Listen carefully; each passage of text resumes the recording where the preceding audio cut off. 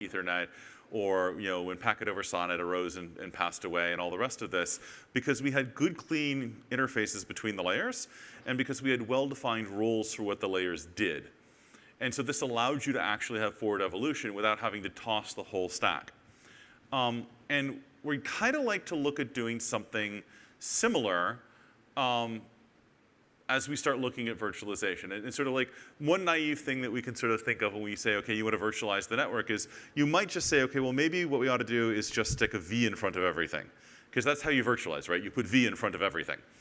And that kind of works, but eventually you sort of step back and you ask yourself, what is it we really want to virtualize? What layers do we really want in the stack? And there are some ideas bouncing around about this. I'll kind of share like some of the thoughts I've had. I know we have some folks who have like some interesting other directions we can bring into this, so don't take this as like a handing out of gospel kind of thing. It's more of a like conversation starter. But you can almost imagine saying, what if we had layers that look something like this, where we have a policy layer and an SSC layer, and then an overlay layer. And I'll explain a little bit why this is what's stuck in my head as a starting point. And part of the reason this is what's stuck in my head is we've got an example of app coexistence where you have two independent applications that run in the same OpenFlow pipeline with group-based policy and with service function chaining, where policy can hand off to service function chaining. Now, it's not dependent per se. Service function chaining still does interesting and useful stuff in the complete absence of group-based policy, and that's right and proper. And group-based policy can still do useful and interesting stuff that is not about service function chaining in the absence of SSC. But you have this ability to put them together in a stack where when you match a policy, it can indicate, hey, I want to be handed off to a service function chain. And that service function chain then can carry the traffic through that service function chain and come back to the appropriate place.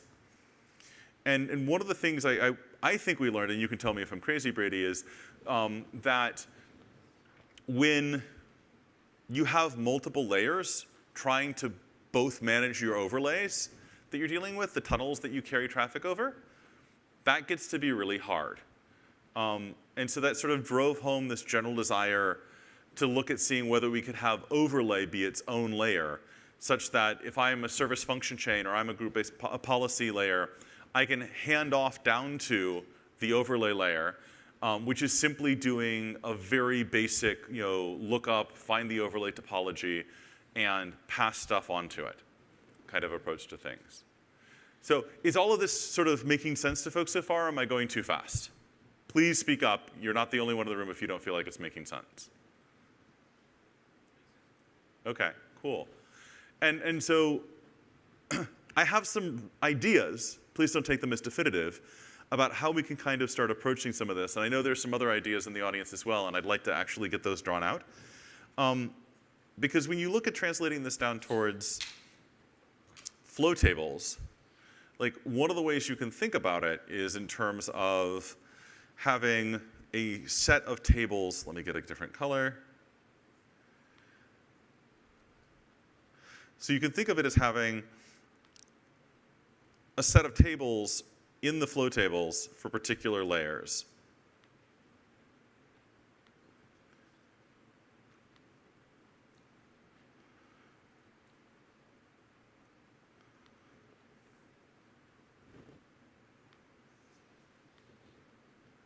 So imagine that I have a set of tables for policy. I have a set of tables for SSC. I have a set of tables for overlay.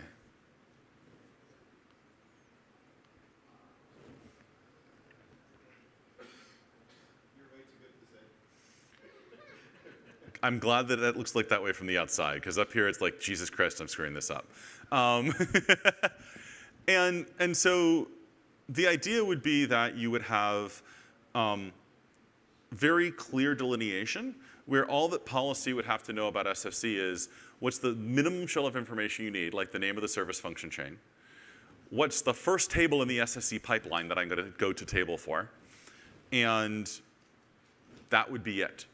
So that if, in fact, you want to sub in something that does SSC differently, you simply have to say, OK, there's going to be a named service chain that comes to me, and I need to have grabbed some set of tables so that that information can be provided to policy. so that we can basically get the handoff behavior there. And then likewise, going from service function chaining to overlay. And there's some interesting question as to whether or not you wind up skipping a layer. So if you've got group-based policy that doesn't have SFC, or whether effectively you have sort of the null service chain, which goes nowhere. It just makes its way to overlay. And likewise, when you talk about overlays, you could also have sort of the null overlay, which is dump the packet out of the system, just have it fall off the end. We're not going to put it on any tunnel from here. And that's sort of the idea. It's not a hugely complex idea. Of course, the devil's in the details. And so I'd kind of like to throw open the room to like either A, questions if I've expressed myself unclearly, B, other ideas about either how to handle this app coexistence thing in a sort of a stack-like way, or other layers that we may need in here. So for example, I think you're the one, Flavio, who keeps bringing up correctly. There's one really distinctly unsexy layer that I usually leave out of this picture, which is the ARP neighbor discovery layer, where you have something that just programs a table that handles ARP and neighbor discovery pieces for things. And I'd really like to see if we could sort of work together live to figure out something coherent that can be a framework we can move forward with. With that last thing, you saying it's a shared thing, ARP neighbor discovery, or is that I mean, I would not want to have to implement ARP and neighbor discovery again if it were available to me. It's not how I prefer to spend a Saturday afternoon. Yes? Yeah, so what you're suggesting is that you reserve a set of tables for a specific functionality, Mm-hmm. and then you have multiple functionalities, you probably change them as per the reserved table numbers for each of them, right? Maybe reserve tables? There's an interesting question you actually got at, and I really don't know the right answer for it. That's part of the discussion of, do you have reserve tables, or do you simply have just a very basic service where I say, hey, I'm layer named policy, I need 5 tables, can I have 5 tables? And you get 5 tables, and the next guy comes through, because it's possible that somebody could write a policy pipeline that's 5 tables, and somebody else could write one that's 15.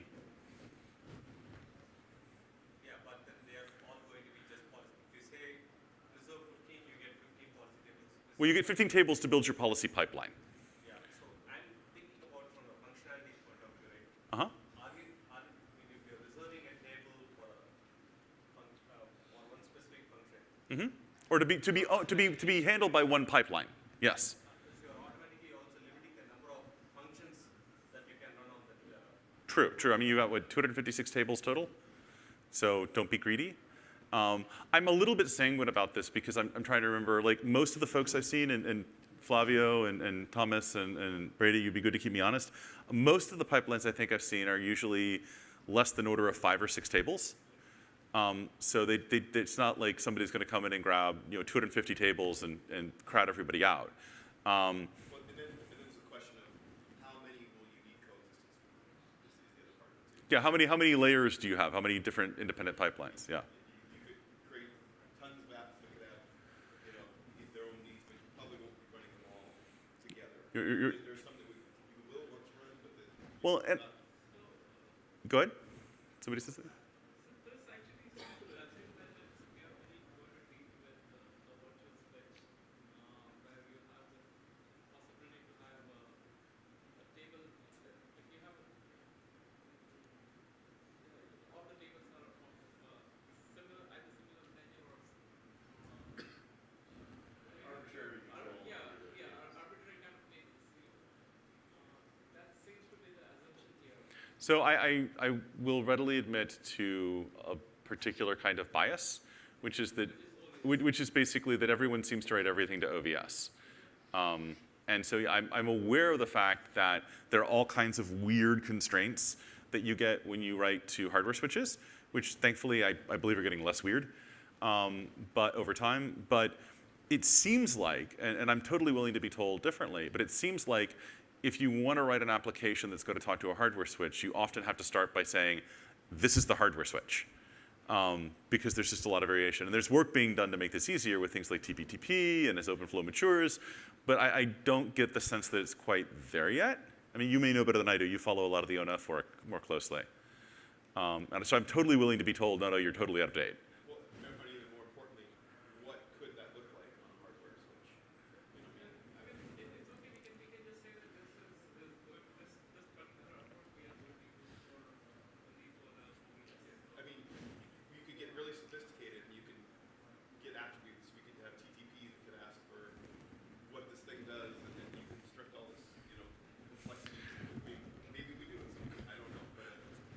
We should at least pretend to use the mic so that people can get it on the video. Yeah.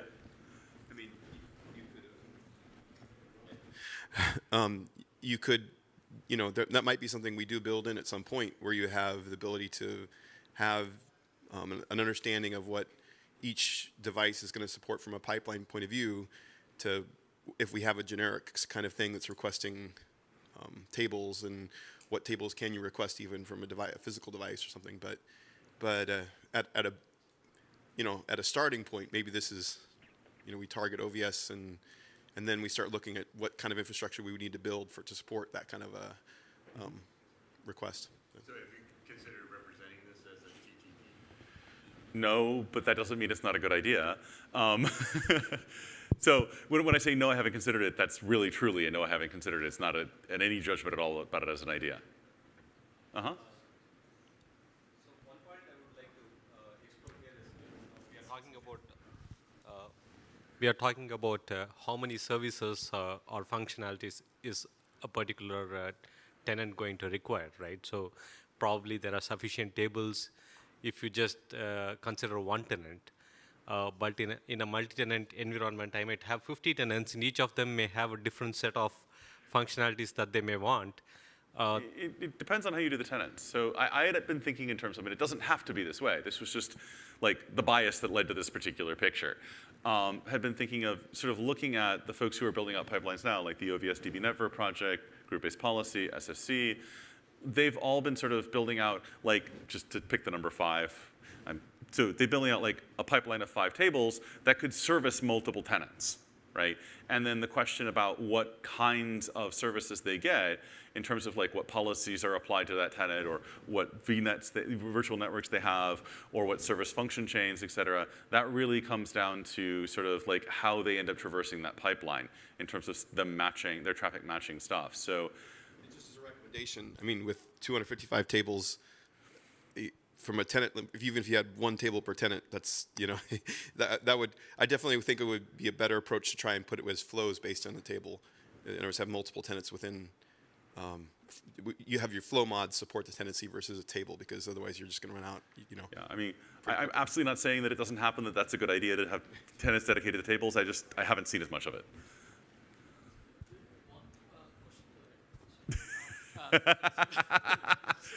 See, you've been hijacked. The main thing for a common pipeline, right? You could do that even with like individual bridges right now. With what? Individual bridges, bridges connected, like BRIN connected to something else. Just things like that. There are tricky problems. Right, tricky problem. But one big advantage this one has is that you could pass meta information Exactly. between them, right? So Yes. that has to be upfront defined. How would it be that because a particular entity, for example, like policy or something is concerned, the 5 tables that they define, of course they know what the meta information, but between the entities, how would you pass the meta information, and what does that mean? Well, those kind of things. That's part of what we're working on, and maybe it's a good point for like basically Brady and maybe Keith and Thomas to talk. Keith.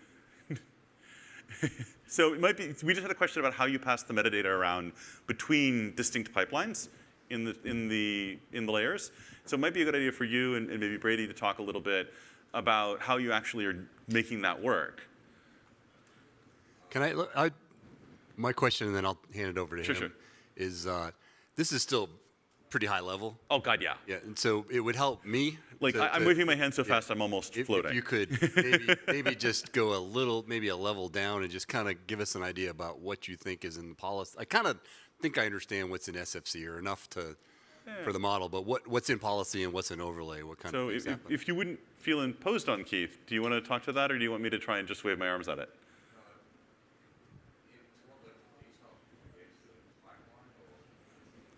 Just a little more description about what is happening, examples.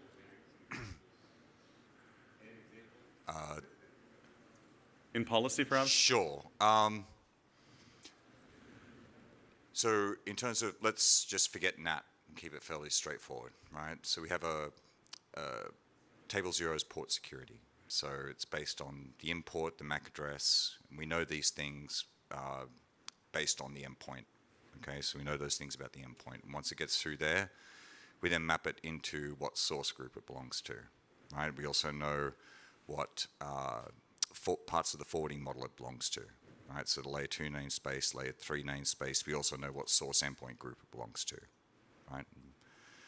Then from there, it goes into the destination mapper, so we know things about the actual endpoint destination. So then we can work out things about its namespace.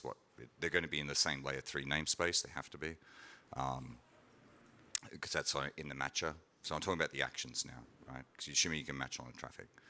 And then, that's where we set things like the destination endpoint group and its forwarding domain in terms of its flood domain and bridge domain. So we know things now about both endpoints, source and destination, right? Then we can go into the policy table, right? So let's just say we're classifying on port 80, destination port 80. So from there, we know that normally the action would be allow, and that's how you allow traffic for a client to talk to a web server. If the action is chain in the contract, then what we do is we obviously know the name of the chain, right? So we request to SFC some information about that chain. So we request the RSP. If that RSP does not exist, as part of that request, we create it. Now, when that creation event happens, there's a notification in the data store. SFC OFL2 then takes that chain, it takes that RSP and converts it into flows. So the first thing it's going to do is it knows the first NSP, NSI, right, for the NSH header, and writes flows saying, say, I'm going to match on NSP1, NSI 255. And he uses different tables for that, right? And then you send to the service function, right? The service function takes it on 1255, it decrements the NSI, that comes back in. So on ingress, and it's still the same import because it's all VXLAN encapsulated, right? He's now looking for 254. When he sees 254, based on what the RSP says, he takes it to the next SFF, and so on. Yeah. Well, it's more than just Then you walk it through the the whole service thing. chain, and then, Yeah. right, and then on egress, right? So as we've classified it, and we know that that NSH header, right? Let's just pretend that SFC didn't exist, and we're just doing allow, and so we know the destination over here, the IP address, right? That we would have sent it to because it's an overlay solution.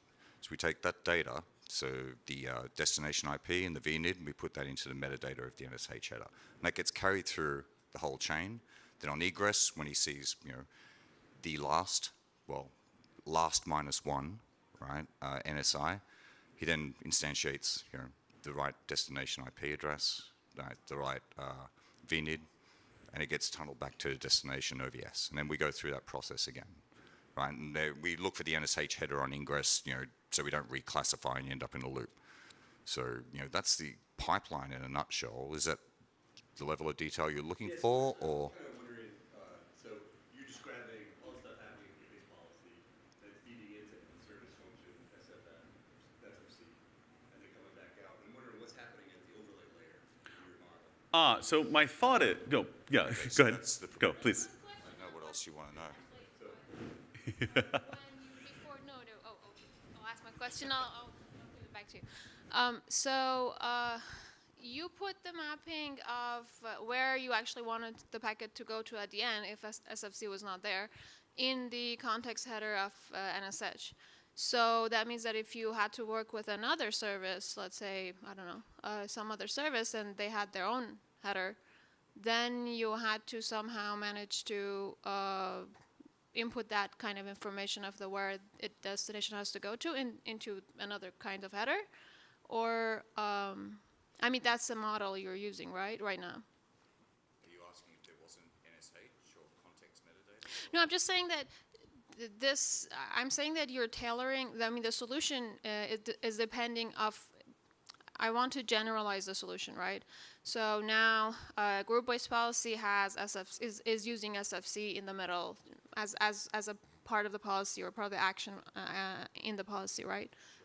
So and SFC has a header and in NSH, and then you're embedding some information that you need at the end of the chain in that header. So if you were using some other service and there were other different headers there, you would have to, change the behavior to adapt to those headers and store it somewhere there. That's what I'm saying. So it's hard to generalize right now. So we need that's a question. Agreed. So just looking at this, and sorry I was late. So what I just described was green, orange, blue, orange, green. That's what I just described. So I don't know if you need to, if that's meant to be representative, but in terms of the flow, it's green, orange, blue, Well, orange, green. What I was trying to get at was the definition of the Yeah. So I'm Overlay is transport, SFC is service, and policy is classification. yeah. So I mean, I was less trying to. I was actually less trying to with this picture to sort of say these are the one true layer. This is the one true layer stack. Don't run away. You know, actually, she brought up a very good point. Is that Yeah. I think subtly in her question, if you read, is that can you define the pipeline without knowing what are the other entities that are coming down the pipeline? Meaning, in this scenario, Yeah. How far? Basically, the question is how much arm's length can we get between in terms of the rest of the pipeline. And by the way, this is just like my random conversation starter idea of the possible layer stack. But we did have one other question Andre wanted to raise, which is his question really was, you gave a great answer for what's actually happening inside the box. But I think his question was basically sort of like, what is policy? Things like, administrative access, Yeah, so like policy, a good example of policy is do you allow traffic at all between these endpoints? Sure. But there can be other sorts of things. Maybe you apply a certain kind of quas or all kinds of other things that is a policy layer at the top level. Yeah, so, it's just my personal definition, right? It's not like, thou shalt, this is what policy must mean for all of Open Daylight. We're a project, this is what we do, right? Yeah. I'm not going to go tell another project, no, that's what, you're not doing a database, you're doing something else. It's like, whatever, that's what you do, right? So, to me, policy is the conversation happens between, right? So very concrete in a simple IP stack. It's the protocol, it's the layer 4 ports, it's the classification things. Things you would typically put into a firewall rule is the simplest way of looking at it, or what an application API looks like. So an application API doesn't wave its arm and says, I'm .10 on this. That's an endpoint thing, right? So that's, to me, policy is that classifier that's not the concrete IP address, it's more the ports and the protocols that it's using. Yeah, it's But to me, and then it's the rules that you do when you see those classifiers, whether it's allow, deny, chain, mirror. There's probably only big 6 ones. But that's just does that help? Like, It does a little bit. I mean, but you're trying to propose a kind of formal. kind of a framework where we can sort of work out the minimum necessary common concept where we can actually do some work in a way that we interact well together. I think it's important we have some sort of consensus and discussion, and I'll give this back to you, Ed. And Give it to whoever else wants to talk. I'm trying to talk as little as possible. I think about this a little bit differently. Right? I think about this not in terms of hierarchy of this is this thing, this is this thing. I think about it as the pipeline in terms of namespaces and the interdependency of namespaces, and I'm trying very hard not to think about things as a hierarchy anymore. So I don't know. So that we need to have a broad discussion. I'm going to turn my mic off for a while the mic makes its way around the room because I think there's a lot of good stuff happening. So my question is, are these kind of applications right now that we are looking at in this particular picture, policy, SFC, overlay, these, to me, it looks like these are not trampling on each other anyway. At least this particular example. They don't have. That's the idea is to sort of try and figure out roles where you could not trample on each other. But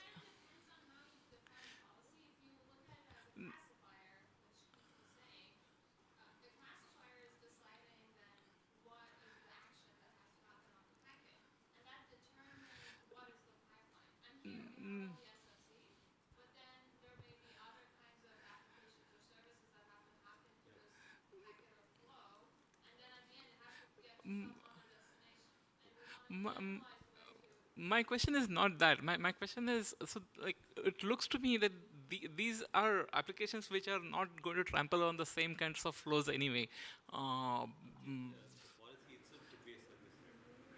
No, so what would happen when, I mean, this is more of question to, let's say, Flavio, and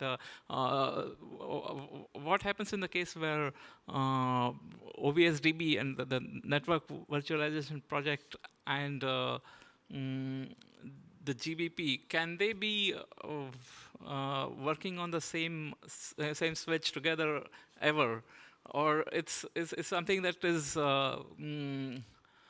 it's absolutely not a possibility. Like you cannot ever say that that.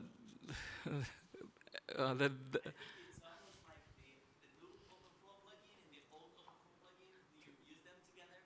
Yes. So yeah. You know, they have very similarity on what Yeah. Yeah. thing they're trying to accomplish. What, So, what I'm That doesn't mean that OVSDB network and yeah. I mean, yeah. Yeah. I mean, part of what I'm trying to work out in my head is, at least in my own head, is there is sort of fundamentally incompatible, Yes. meaning that we're trying to do things that can't both be done at the same time. And then there's incidentally incompatible, which means, yeah, we're both doing stuff, and because there's no sort of like conventions about how to do it in a way that isn't going to stomp at each other, no conventions about how to hand things off between each other, we're going to collide not because we had to, but just because like no thought was put into not colliding. Yeah.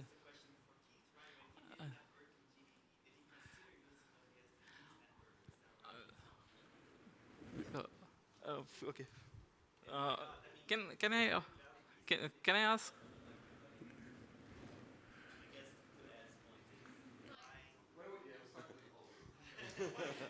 Yeah, yeah. Before that. Okay, just sit next to them, okay? Yeah.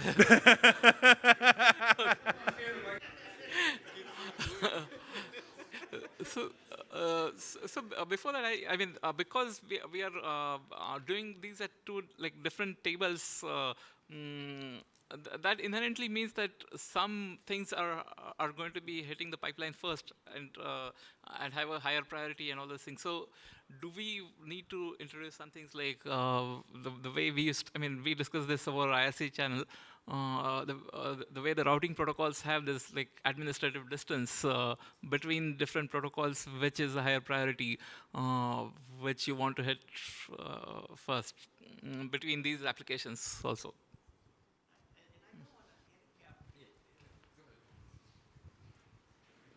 It's like just for that picture, I don't want to handicap the fact that in OpenFlow plugin you have this thing called resubmit, which allows you to do all sorts of wonderful things. You know, the arrow can actually go both ways. It goes round and round and round. Yeah.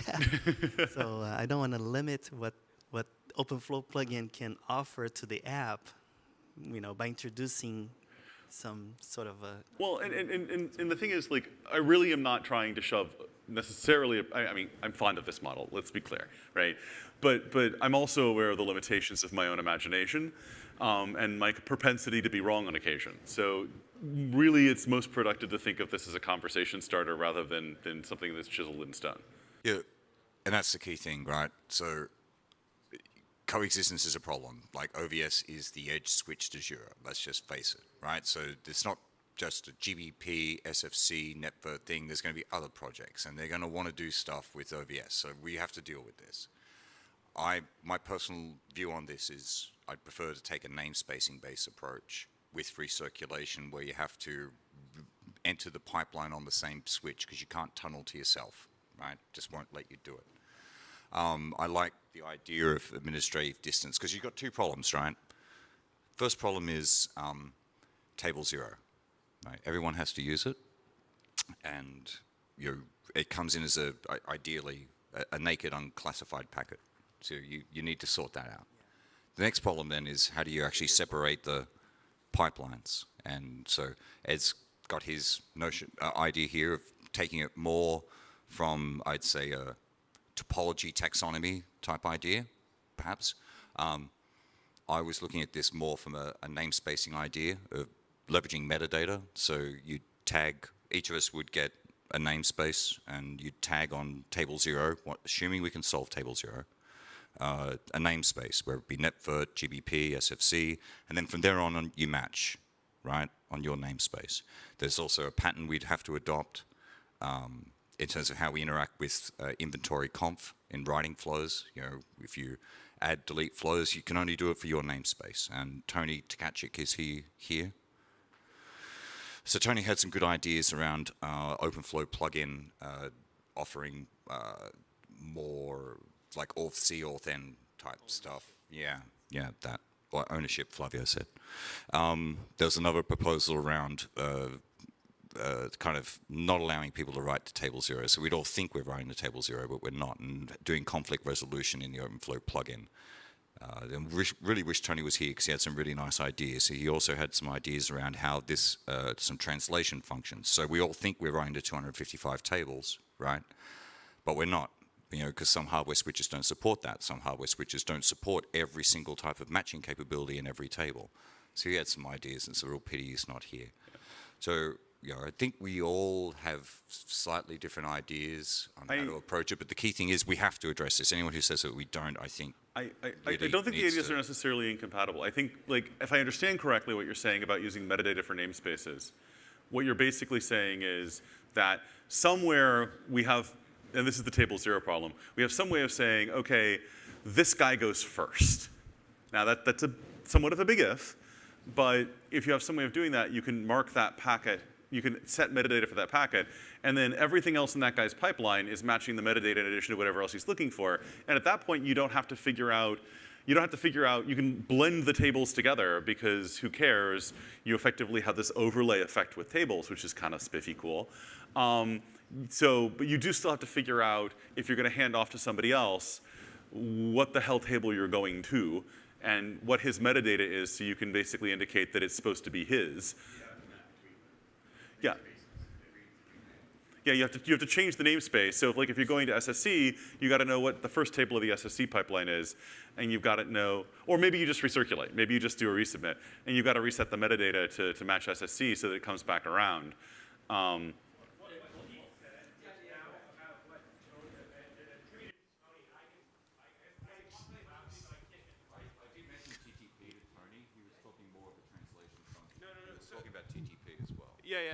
So I worked on one thing which I think I'm almost mildly proud of in the Open Networking Foundation, and the Open Networking Foundation hasn't done a ton of things that I'm proud of, but some of them, which is called table type patterns. And one of the things that I learned in table type patterns that is really critical to understand here, and I think Tony's on entirely the right path, is this idea that you want to separate the logical pipeline, which you actually program, from the physical pipeline that exists in the switch, and that is absolutely critical to getting this right. And that's what you start talking about. Like, you might think you have 255 tables, but you don't. And it's virtual memory for flow tables. That's what it is. And that way you basically construct a virtual pipeline of what your app is supposed to do in the controller, and you translate that into what the hardware is capable of, or in this case, what the Open vSwitch is capable of. And at that point, you don't have to talk about metadata, you don't have to talk about anything else. Like, you can use metadata for it if you want to. You could also compile it down to just sections of tables, right? You could just say, by definition, if you're in table 10 to 17, you're SFC, right?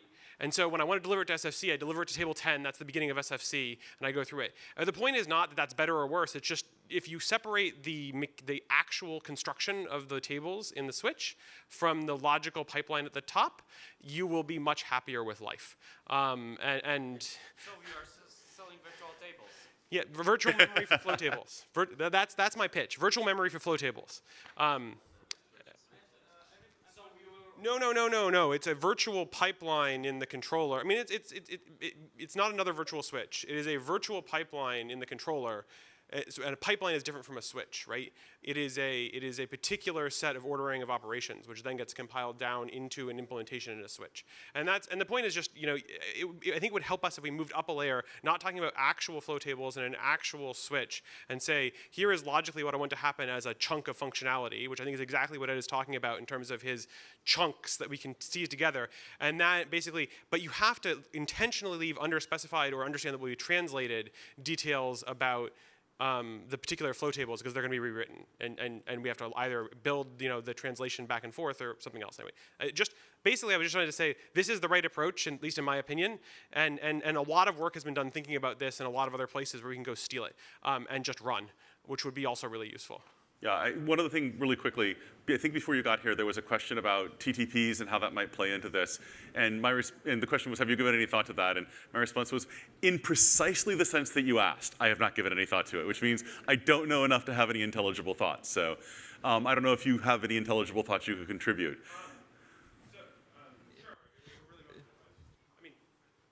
In the sense that TTPs are a way to define a logical pipeline.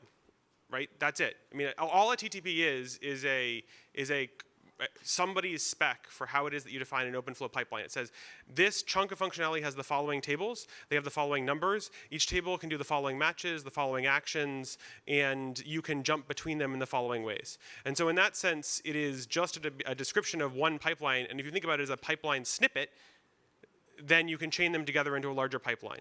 See, now I feel really silly for not having known more, because it sounds like you're describing very precisely what I think at least is needed, which is like, this is the set of things for this role, this is the set of things for that role, and this is how you move between them, which is really what I'm sort of advocating for.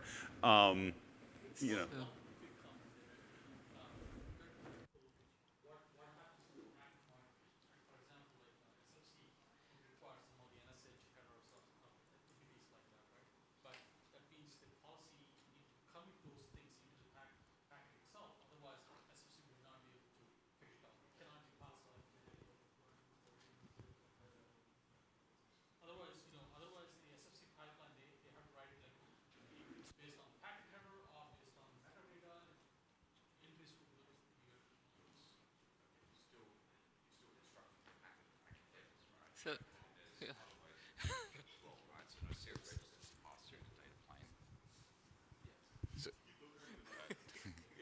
There's other ways of handling that, right? So that you're still constructing the packet headers, right? And there's other ways of kind of tracking that. We could leverage Nicira registers for argument's sake, right?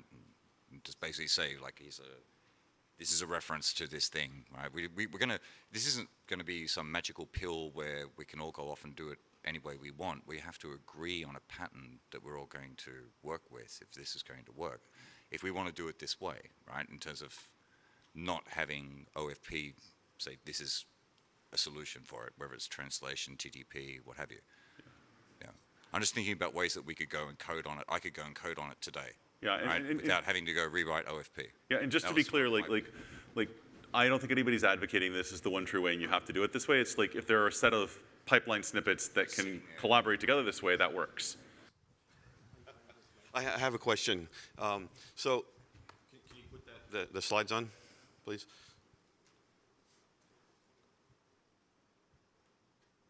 So the way you have this set up is it implying that the only packets that will get into SFC come from policy? Because that's not necessarily the case. I can absolutely see how it looks that way. I did not mean to imply that. Yeah. Consider it a limitation of my artistic skill. All right. And in fact, like the order in which things come in, one of the things I thought along the way was sort of like having separate ingress and egress pipelines where you come from the bottom of the stack up on ingress and the top of the stack out on egress, in which case you might imagine a situation, and I haven't thought all the way through, where like you actually hit SFC after you come off overlay, you hit SFC first on the ingress, and then if it's just a purely SFC thing, it loops around through the service function and back out to the next point in the chain. It never necessarily hits policy at all. But if SFC is coming in and it goes out of SFC and up to policy on ingress, then on the way out, you traverse the other direction. Yeah. Kind of a random thought, not sure if it's a good idea or not, but that was kind of one of the thoughts we were going through my head. Like packets for SFC, they can come from either, in this case, either GBP or from a service function. And the packets from a service function don't go through policy. So how? Oh, absolutely. That was kind of the point of what I was saying about if So you then separate the ingress and the egress and you go the opposite direction on each one, that might give you something there, because then SFC essentially, it comes in first and SFC says, okay, is this one of mine? Yeah. And if it's one of mine, then you send it to the SFF, it comes back as one of yours, and it goes out as one of yours. Yeah, that's the question. How do you say, how would either policy or SFC say, these packets are for me? I guess you would somehow have to register, or how? But does that, Well, still you, in this? you, You can do this it scheme, one you of still have the table zero. you can do it one of two ways. You can do it one of two ways, right? And I don't know what the right answer is yet, right? One way, which was kind of the one I'd thought a lot more about personally, was to say you actually have a stack. So you come in you come in traversing up the stack on ingress and out the stack on egress. Yeah. So you come in, you come off overlay. The first thing you hit is SSC. SSC checks to see if it's an SSC thing supposed to go to an SFF locally. If so, it does its thing. Then on ingress, if you aren't an SSC thing or you're being uncapped as an SSC thing and you're on your way out, then you go out up to policy, then across egress policy, egress SSC, et cetera. And this isn't really, it's not actually sidestepping the table zero problem. It's just sort of like being really sclerotic about the table zero problem and saying, we're going to decide on a particular order of pipelines in the stack. I think there's a lot of value in having more flexibility, but then you got to figure out who puts how do you going to put the first metadata header on from Keith's point of view, or basically how are you going to determine in table zero the first pipeline that you're going to go to in the stack. And one way is just to say it's always this way, and the other way is to try and find out something smarter.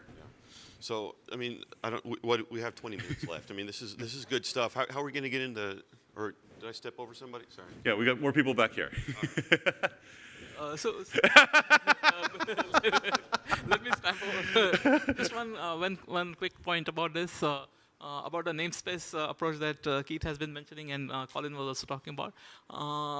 This does not necessarily have to be mapping to a single, different tables. It can be a partition within a single flow table also. So I mean that way we are not really constrained to using this kind of an approach only with an OVS. I think that was part of what Keith was suggesting with metadata, maybe. Was that you could almost have use almost like virtual tables, except we're engineers, we get stuck in the details. Yeah. Yeah. This works really well in virtual switches. Making this work in hardware is going to be painful. And I just Already acknowledged. Yes, totally. And so yeah, I think that's all. And I think Abhijit was basically saying if you are willing to relax some things, you might do sort of the translation which Tony and Keith were talking about, and I sort of mentioned. You might have some hope of getting it to run in real hardware. Real hardware doesn't support metadata. I mean, it does, but not in OpenFlow in practice. I don't know of no hardware OpenFlow switch that supports metadata, or most of the things that were mentioned here.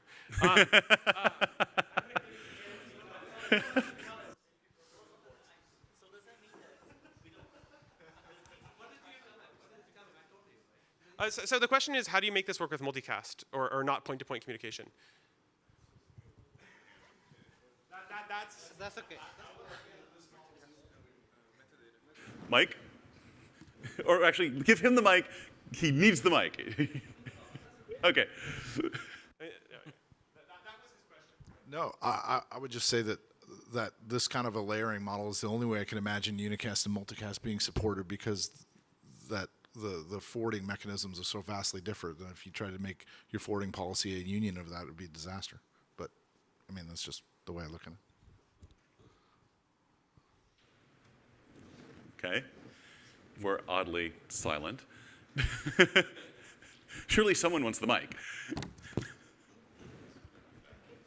You'll take it back? Presumably you still want to handle multicast and unicast in the same pipeline, right? But you want your policies to apply to unicast and multicast. You want your SSC to apply to unicast and multicast. Well, the classic example of this is always to treat unicast as a special case of multicast.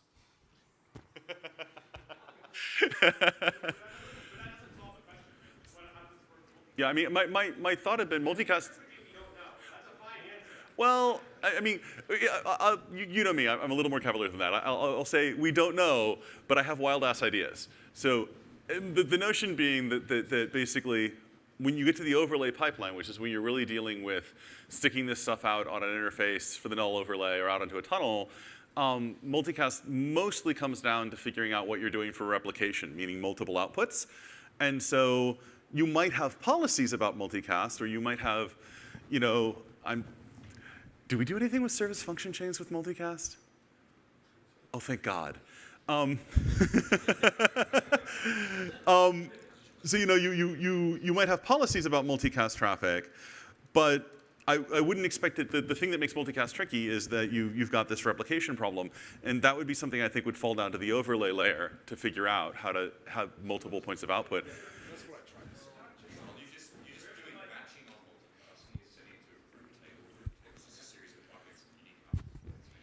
Yeah, that could work.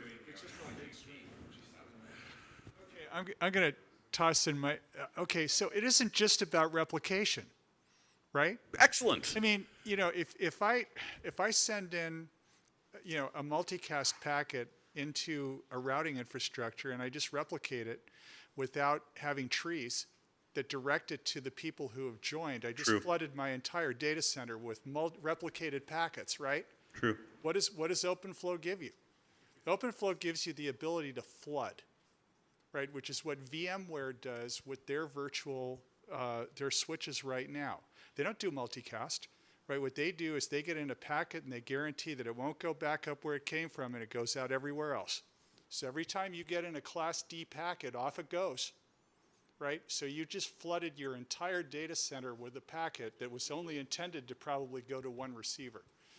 Right, so it isn't, all I'm saying is that policy isn't about replication, right? Policy is about the creation of trees that guarantee you that you're only routing to the people who have joined, right? That's a bigger problem than just saying I'm going to replicate somewhere. I mean, I can do that with PIMs right now. So to a certain extent, though, I think you're getting into the question of how you know where you should replicate. That's right. Right. Yes. And to me, that's a complicated problem. I agree. yes, it is. And the problem is that you also have to do it in advance. No, I completely agree. You have to choose your rendezvous points. You have to, you know, I mean, you got to turn on, you got to enable multicast for everybody, right? Yep, I completely agree. You have to choose your locations in advance. Effectively, though, I was being a little overly cavalier which is to say, yes, you have to figure out where you want to replicate, but once you've actually figured that out, which is non-trivial, you know, at the point of a data path where you presume you know where you want to replicate, it becomes a problem of replicating it. Yes, but it isn't just that. It's replicating it and then sending it only down the ports that are relevant to that particular Class D address, right? So you replicate, but then do you flood? Yeah, no. I mean, and that's not a good answer.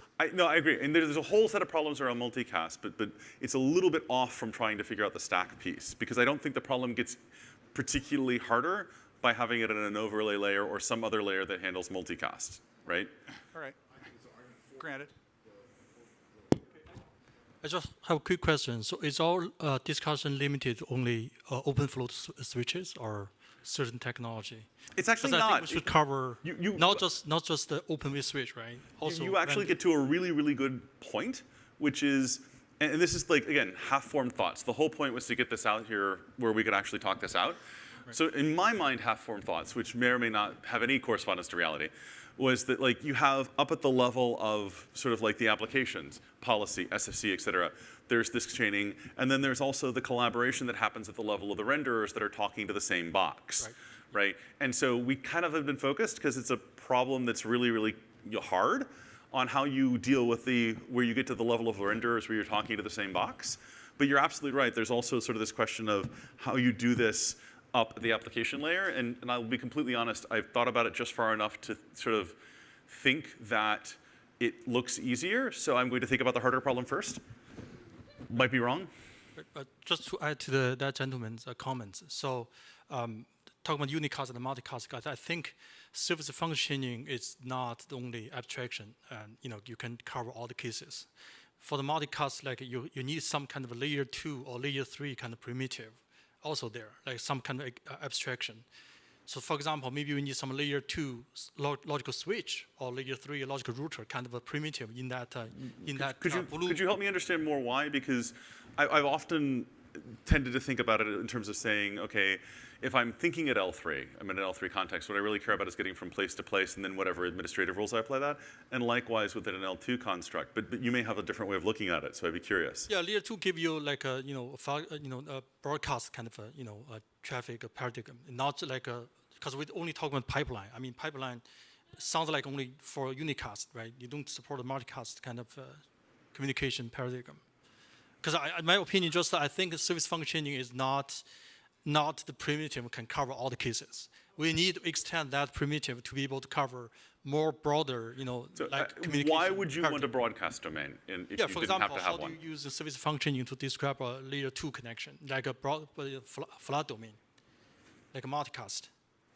I don't think of multicast as a flood domain per se. I just think of it as a replication problem from someone who's sending. It's a point-to-multipoint problem in my mind, not a broadcast problem. Yeah, I think we're not. Yeah.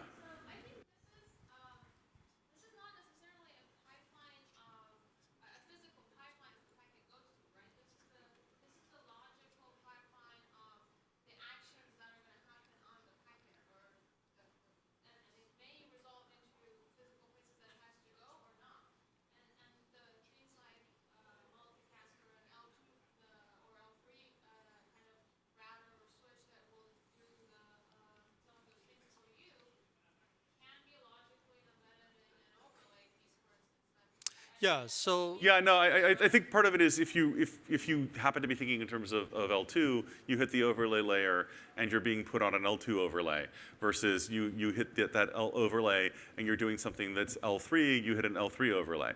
So it kind of comes down to some of that rather than sort of broadcasting and trying to do broadcasts over tunnels are really mean and nasty and ugly.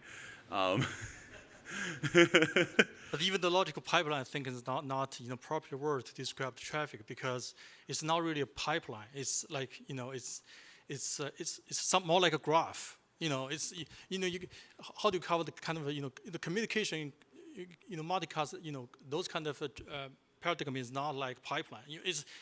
I think it's hard using logical pipeline to describe all the traffic. So pattern. I apologize. We've hit the end of the session. The next session in this.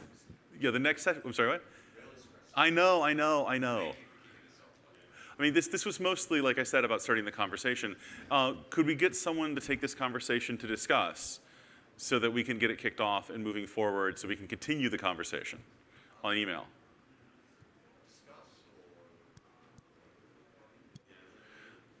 I'm kind of agnostic. I tend to think of it as bigger than OpenFlow plugin dev, but I'm totally willing to go that way if that's where people want to go.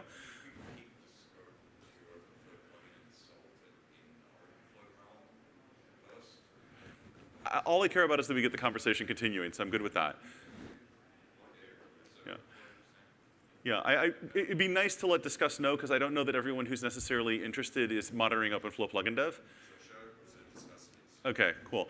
And then the other thing is we're actually, I think next session in this room after the break is actually trying to dive in and look at, okay, what would we want at an overlay layer for this? Because my impression has been, and the folks who are actually doing it can tell me if I'm full of shit, that particularly when you get to multiple people living together, that having everybody managing their own overlay layer is a bit of a pain. And it might be nice if we can find a reasonable way to have a common overlay layer that can be used by various other applications so that you don't have to take care of that part of the world for you. Just like the example of like nobody wants to do their own ARP neighbor discovery if they can find a better way to have that handled for them. Which is a simpler example. So that's what's going to be, I think, in this room next after the break. So, but thank you guys for coming, and I really appreciate like how lively the conversation was, because I was really dreading the notion of having to actually stand on stage and talk and talk and talk and talk. Thank you. Ethernet, or when Packet over Sonnet arose and passed away, and all the rest of this, because we had good, clean interfaces between the layers, and because we had well-defined rules for what the layers did. And so this allowed you to actually have forward evolution without having to toss the whole stack. And we kind of like to look at doing something similar as we start looking at virtualization. And sort of like one naive thing that we can sort of think of when we say, okay, you want to virtualize the network is you might just say, okay, well, maybe what we ought to do is just stick a V in front of everything. Because that's how you virtualize, right? You put V in front of everything. And that kind of works, but eventually you sort of step back and you ask yourself, what is it we really want to virtualize? What layers do we really want in the stack? And there are some ideas bouncing around about this. I'll kind of share like some of the thoughts I've had. I know we have some folks who have like some interesting other directions we can bring into this, so don't take this as like a handing out of gospel kind of thing. It's more of a like conversation starter. But you can almost imagine saying, what if we had layers that look something like this, where we have a policy layer and an SSC layer and then an overlay layer. And I'll explain a little bit why this is what's stuck in my head as a starting point. And part of the reason this is what's stuck in my head is we've got an example of app coexistence where you have two independent applications that run in the same OpenFlow pipeline with group-based policy and with service function chaining, where policy can hand off to service function chaining. Now, it's not dependent per se. Service function chaining still does interesting and useful stuff in the complete absence of group-based policy, and that's right and proper. And group-based policy can still do useful and interesting stuff that is not about service function chaining in the absence of SSC. But you have this ability to put them together in a stack where when you match a policy, it can indicate, hey, I want to be handed off to a service function chain. And that service, so it's not like somebody's going to come in and grab 250 tables and crowd everybody out. And then there's a question of how many will you need coexistence for? Is the other part of it too. Yeah, how many layers do you have? How many different independent pipelines? Yeah. You could create tons of apps that could have, meet their own needs, but you probably won't be running them all together. There's some that you will want to run, but that. Well, and go ahead. Somebody says something.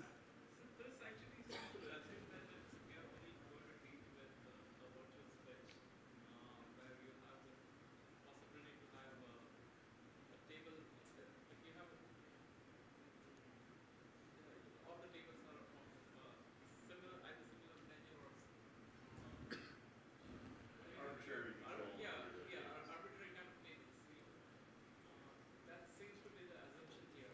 So I will readily admit to a particular kind of bias, which is basically that everyone seems to write everything to OVS. And so I'm aware of the fact that there are all kinds of weird constraints that you get when you write to hardware switches, which thankfully I believe are getting less weird but over time. But it seems like, and I'm totally willing to be told differently, but it seems like if you want to write an application that's going to talk to a hardware switch, you often have to start by saying, this is the hardware switch, because there's just a lot of variation. And there's work being done to make this easier with things like TPTP and as OpenFlow matures, but I don't get the sense that it's quite there yet. I mean, you may know better than I do. You follow a lot of the ONF work more closely. And so I'm totally willing to be told, no, you're totally out of date. Well, but even more importantly, what could that look like on a hardware switch? I mean, it's okay. We can just say that this particular approach we are going to use for these one. I mean, you could get really sophisticated, and you could. SSC, I have a set of tables for overlay.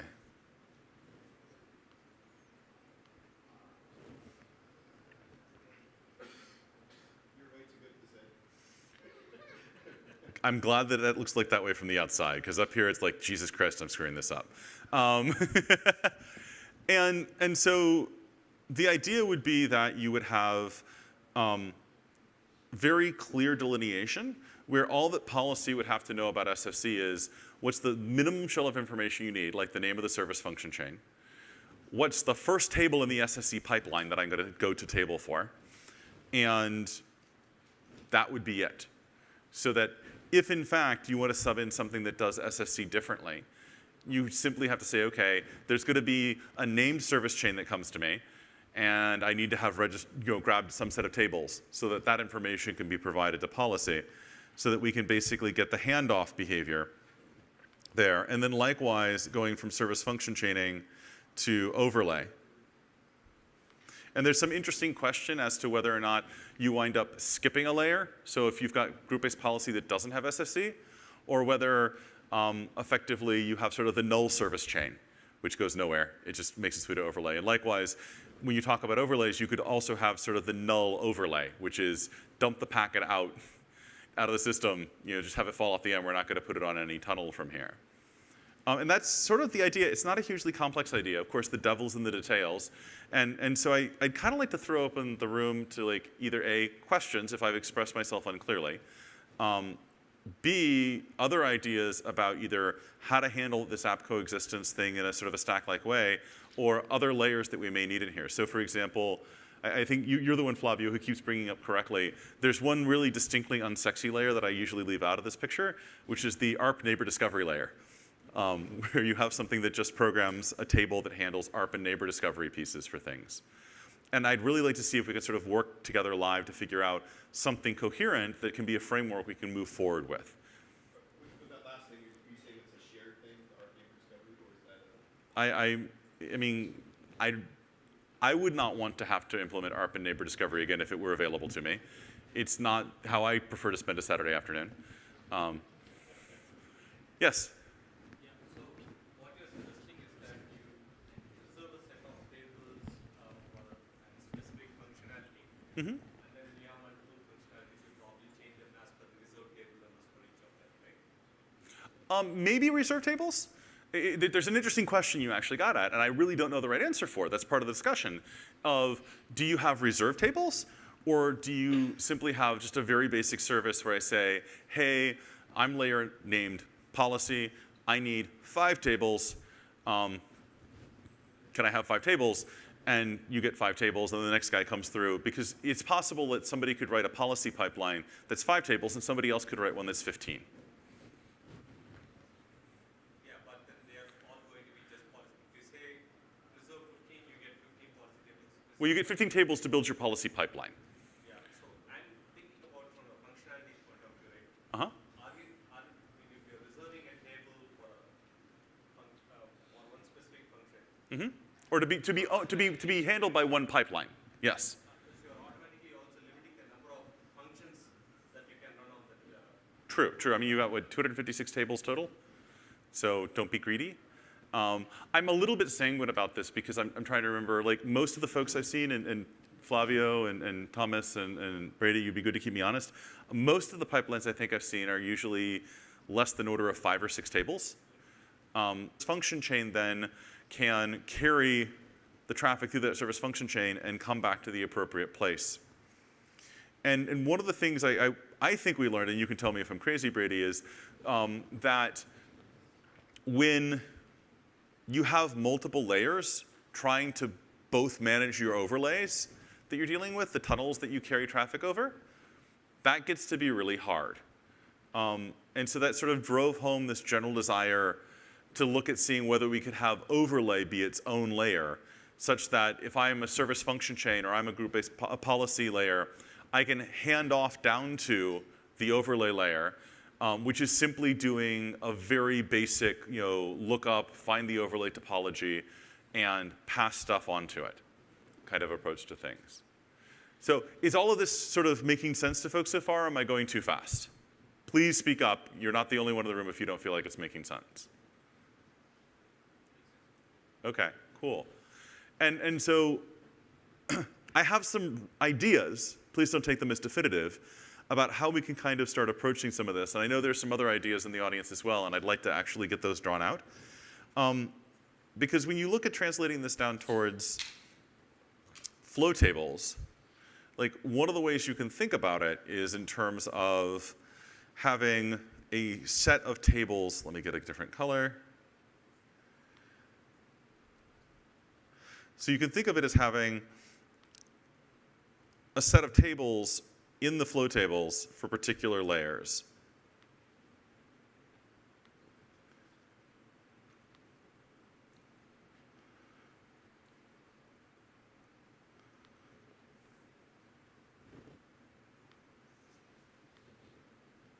So imagine that I have a set of tables for policy. I have a set of tables for